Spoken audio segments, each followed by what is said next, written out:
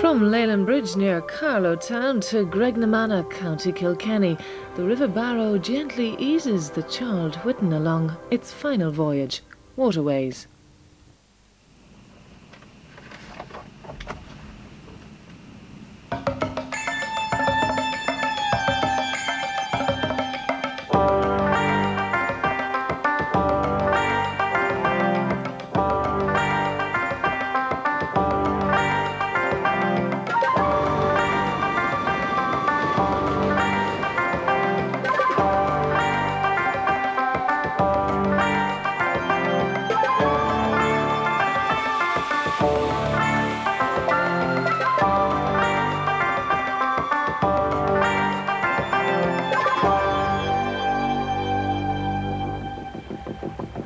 It's a strange assignment. Dick Carney and I collected the boat in Robertstown in the middle of Ireland. She's a rescue lifeboat converted to a cruiser, nearly 100 years old and hard to handle. We have to deliver her back to the lifeboat service in Dunmore East on the south coast. They want to preserve the Charles Whitton as a memorial to the lifeboats and lifeboatmen of the last century.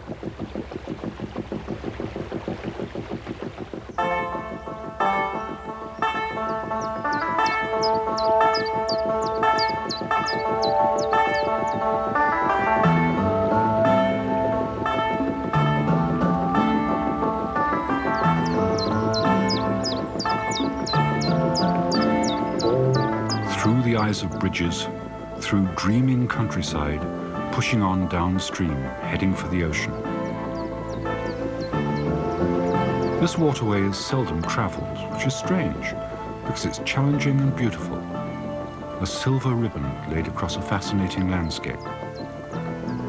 First the Barrow line of the Grand Canal, then the River Barrow itself with its many lateral canal cuts and its tendency to rise in sudden and alarming flood.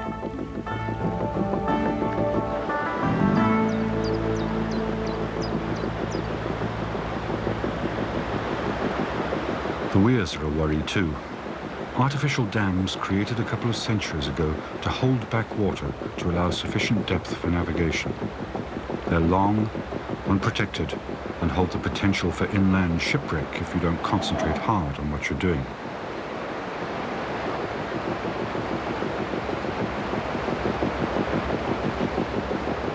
From Loughlin Bridge, we're heading south through Bagnallstown, Fenniscourt and Borris, making for Clashganna, sometimes in the river, sometimes in a lateral canal, always on the alert.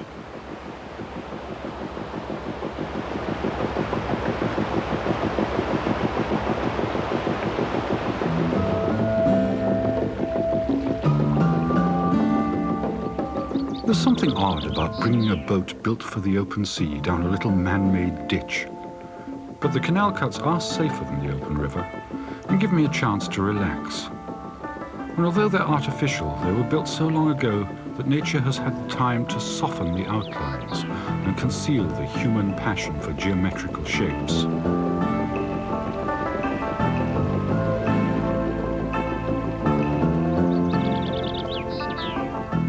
It's a leafy lane of water, and when the sun shines, the green trees and the brown-green canal soothe the senses, wipe away any sense of schedule or destination.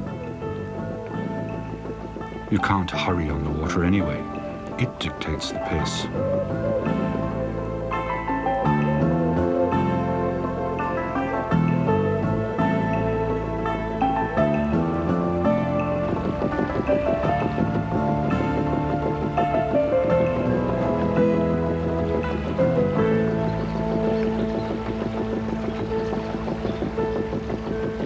There are a lot of Victorian mills and corn stores along the flowing banks, but most of them are derelict.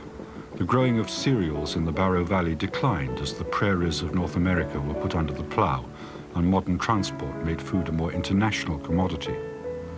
So coming into Bagnallstown and finding one of these beautiful stone buildings still in use is something of a surprise.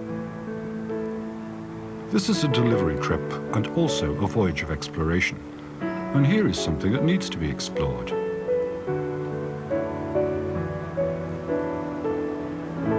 It was built in 1868 by John Harris.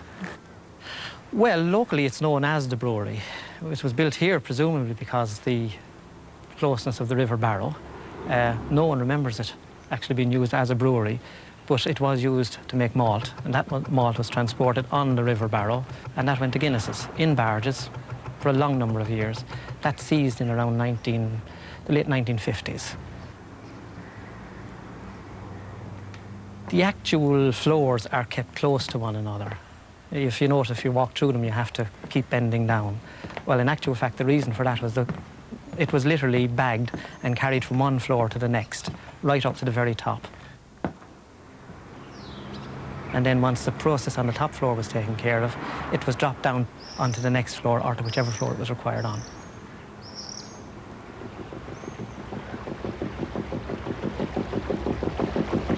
In the harvest time, which normally starts now in around the month of July, we buy grain from our customers.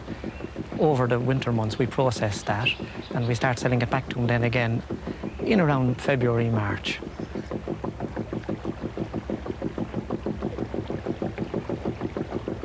This is a town of history with something of an identity crisis. Walter Bagnall, improving landlord, planned it out as a model town, but ran out of funds before the grander aspects of his scheme could be realized. He did leave it his name, but the people who live here have mixed feelings about Bagnall's town. It sounds a little feudal, makes them feel owned. So now and again they put the matter to the vote, and now and again the town reverts to the Irish and becomes Winnebeg, and then back again to Bagnall's town. Names are very important, and so is ownership. The waterway itself has had a number of owners down the years. The most recent have been CIE, Corazon per Éireann, who as a transport authority concentrated more on roads and railways than inland navigation. Then the Board of Works, later the Office of Public Works, who own it today. Though this particular stretch once belonged to a man who also owned the Charles Whitton.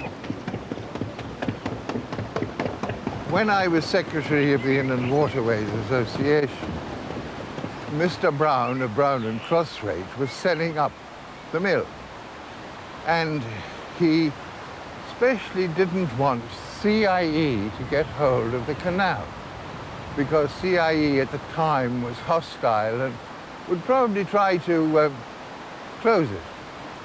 So he sold it to me for all of £1. Terrific. So I had it for 15, 20 years, I forget how long. And then, of course, the Board of Works took over the canals, and they felt it was a bit queer that there was this one bit of canal in Ireland which was owned privately. So they negotiated, not with me. Oh no, it was done properly through solicitors.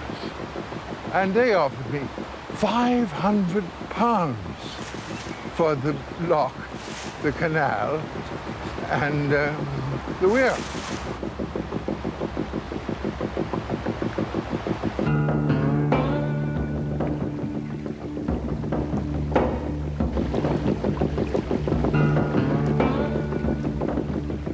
The elegant arch poses no particular difficulties for boats, but all the same, I feel the tide of anxiety slowly rising again.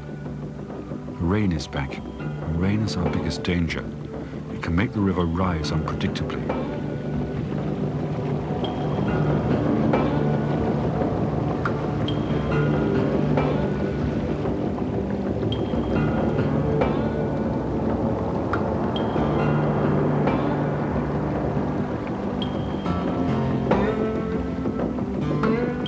The Barrow's a river to treat with respect. The old tradition among the boatsmen is that it claims 3 lives a year. This tends to be a minimum figure. What happens when the river rises is that it gets faster. The current accelerates until the point where the Charles, with her tiny ancient engine, can no longer outrun it. At that point, I lose all control. The rudder is useless. The boat becomes a piece of flotsam on the flood. So the vibes are bad. We travel south in the pathetic fallacy. Mood and weather correlate completely. It makes me superstitious. I look around for omens, magpies, black cats. It's a bit primitive. I need luck, which really means I want to ingratiate myself with the forces of nature. Get this weather on my side, this pagan force.